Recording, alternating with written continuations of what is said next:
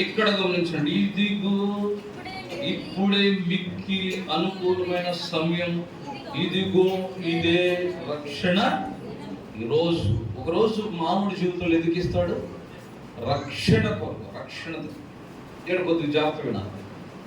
ఒక రక్షణ లేని మానవుడి జీవితంలో బాగా గమనించాలి. ఎవరైనా ఇక్కడ ఇంకా ప్రభు హృదయం అయిపోతారు. రక్షణ లేని మానవుడి జీవితంలో నీకు దేవుడు ఒక రోజుని ఇస్తున్నా, ఒక గంటని ఇస్తున్నా, ఒక నిమిషం ఇస్తున్నా, ఒక నెలని ఇస్తున్నా, ఒక సంవత్సరం ఇస్తున్నా. ఎందుకో తెలుసా?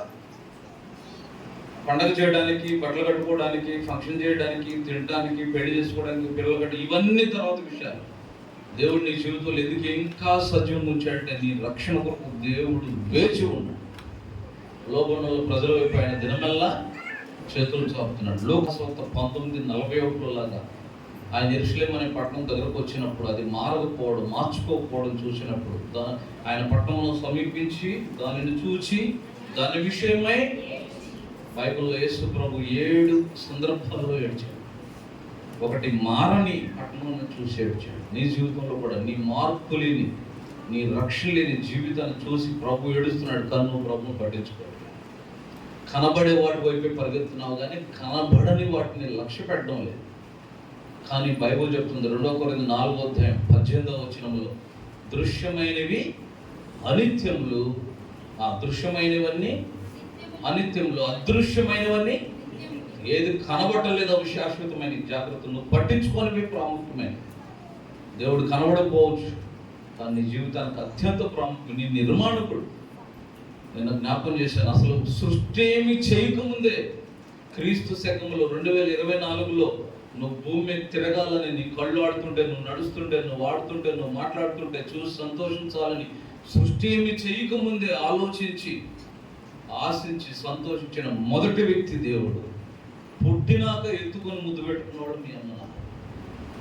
సృష్టి ఏమి చేయకముందే నీ గురించి ఆలోచించినవాడు, నీ గురించి ప్రణాళికలు కలిగినవాడు, నీ గురించి ప్లాన్స్ కలిగినవాడు. మనకు ప్రతి చిన్న వస్తువుకు ఉద్దేశాలు ఉంటాయి. నీ విషయంలో దేవునికి ఉద్దేశాలు అనుకుంటున్నావు. దేవుడు అనేక తలంపులు, ప్రణాళికలు నీ మీద కలిగినవాడు. కనుకనే రక్షణ పొందని వ్యక్తి విషయంలో ఎందుకు సంవత్సరాలు ఇస్తున్నా అంటే నీ రక్షణ కొరకు ప్రభు ఎదురు చూస్తున్నాడు. ఇంకెవరైనా ప్రభు హృదయం అయిపోతే, నా జీవితంలో 14 సంవత్సరాలు కూడా యేసుప్రభువు నా రక్షకుడుగా నా హృదయానికి ఆహ్వానించాను. నాకు ఎప్పటికీ బాధ ఉంటుంది.